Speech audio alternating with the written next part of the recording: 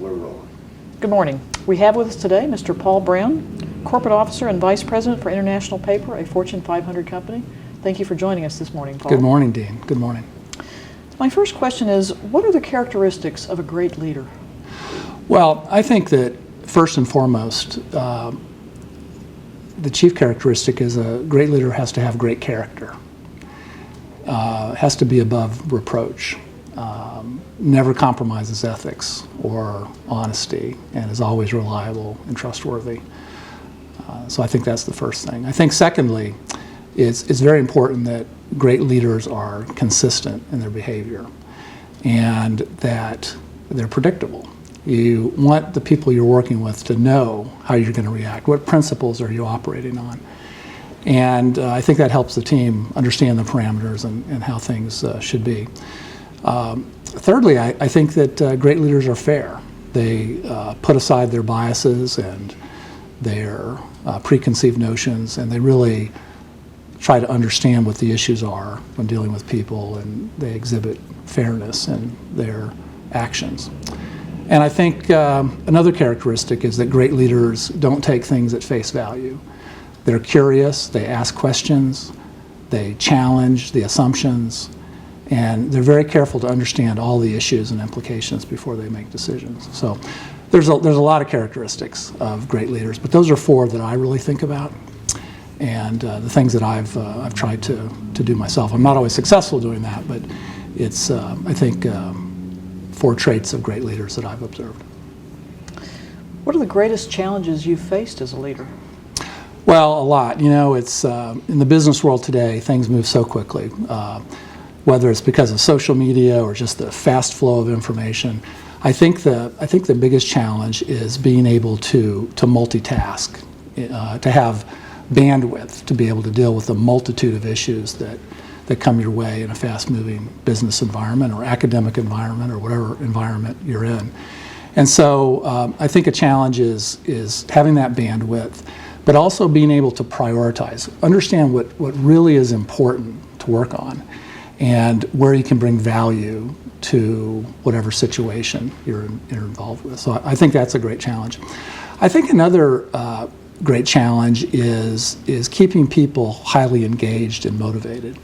And it's not always easy to do that. You have some people who are easy to motivate and engage, and you have others that are somewhat resistant to that. So I think it's important to find a way to keep people motivated, focused on the task at hand, and to get results. So those are a couple challenges that I think about. How did your engineering education prepare you for leadership? Well, it's a great question. You know, when I was an undergraduate about 30 years ago, sad to say, we really didn't talk much about leadership, and it just wasn't part of the curriculum, so to speak. And yet, when you get out in the business world, or if you're working in an NGO or you're working in an academic environment, I think that what organizations are looking for are people who are willing to be leaders, who are willing to step out, take risks, and be accountable for the results.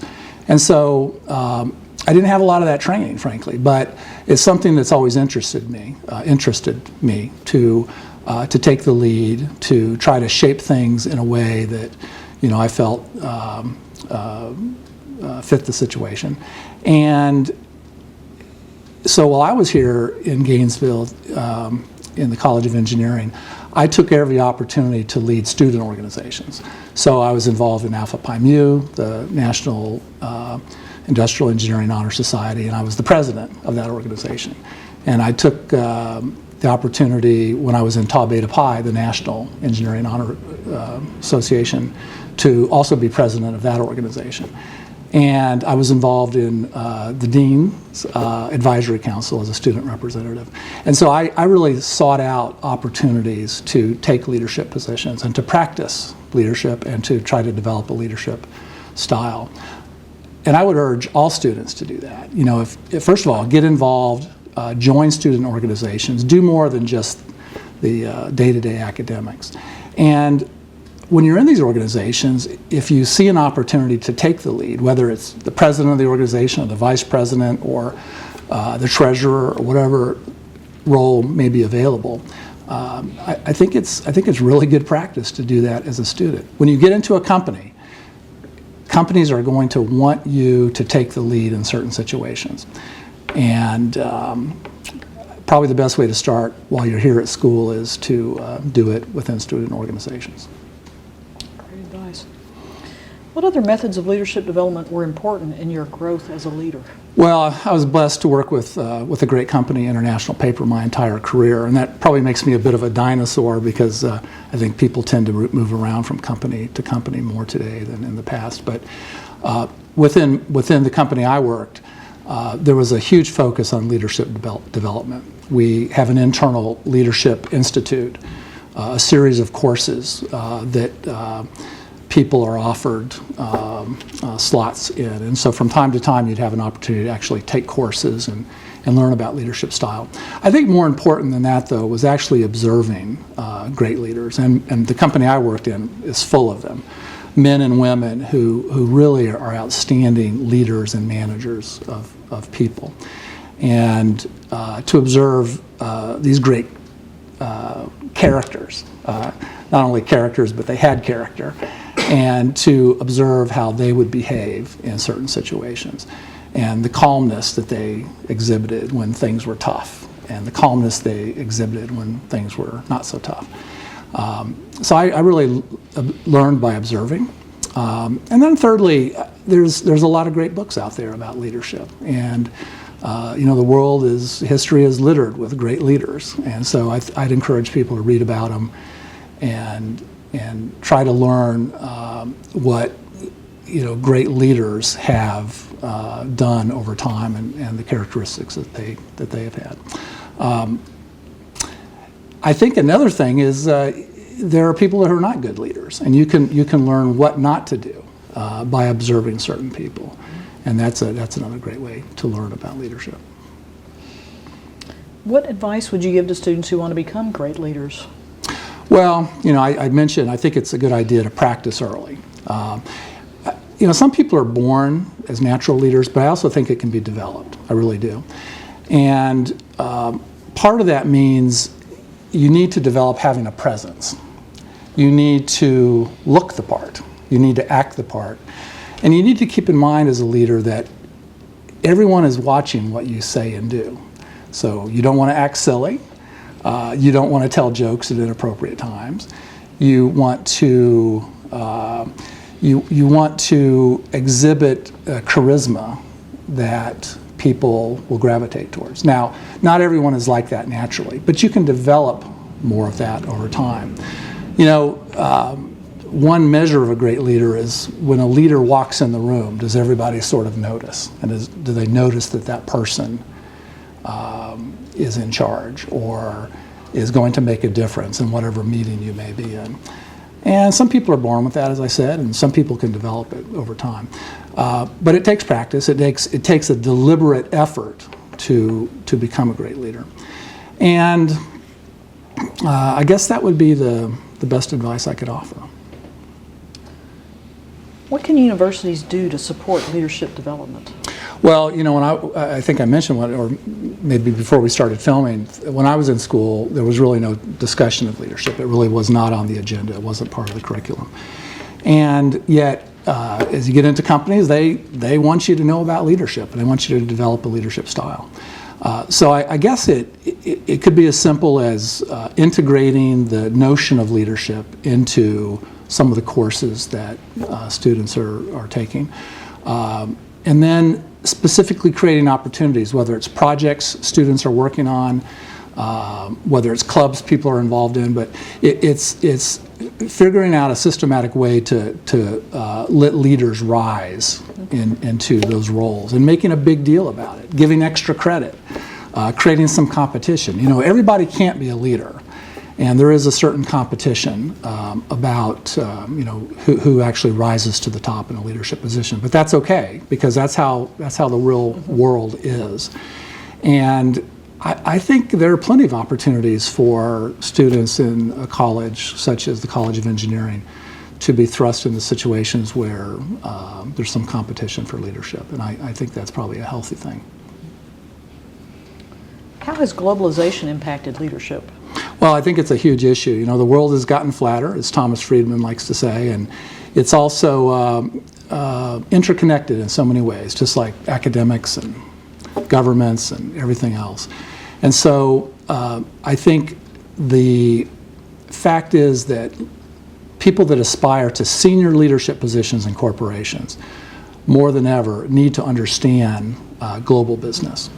And it's not just about managing relatively homogeneous culture like we have here in the United States, but it's learning how to adapt and assimilate to a multitude of cultures that exist around the world. You know, when I worked in Europe and I ran a $1 billion plus business in numerous countries across Europe, North Africa, and the Middle East.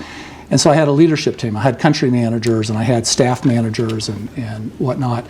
And my leadership team had 10 different nationalities on it, mostly European. And people like to think of Europe as being a very homogeneous place, but it's not. Italians are not the same as Irish. French are not the same as Finns. And so learning to deal with people that come from different cultures, have different values, maybe even different religious beliefs, and certainly different languages. You know, it really takes more time and patience to be able to deal in that type of environment. When people are speaking English as a second language, many times they don't use the correct words or the correct slang, and so you really have to test for understanding. And I think that's an extra challenge that we have. And furthermore, I'm a big believer that oftentimes you find people outside the United States that speak English perfectly, and we tend to give, I'm sorry to say, we tend to give too much credit to those people. Like they're brilliant because they speak English well. And yet, oftentimes, it doesn't really relate to how competent they are in other areas. And so you have to be careful not to sort of get sucked into the language skills being a proxy for overall competence and effectiveness. And so that's another thing I think that you learn in becoming a global leader. I think another issue about this notion of global leadership is that we're blessed in the United States to have a relatively transparent society. Corruption is relatively a minor issue. In many countries outside the United States, it's a way of doing business, being corrupt and payoffs and all kinds of unsavory business behavior.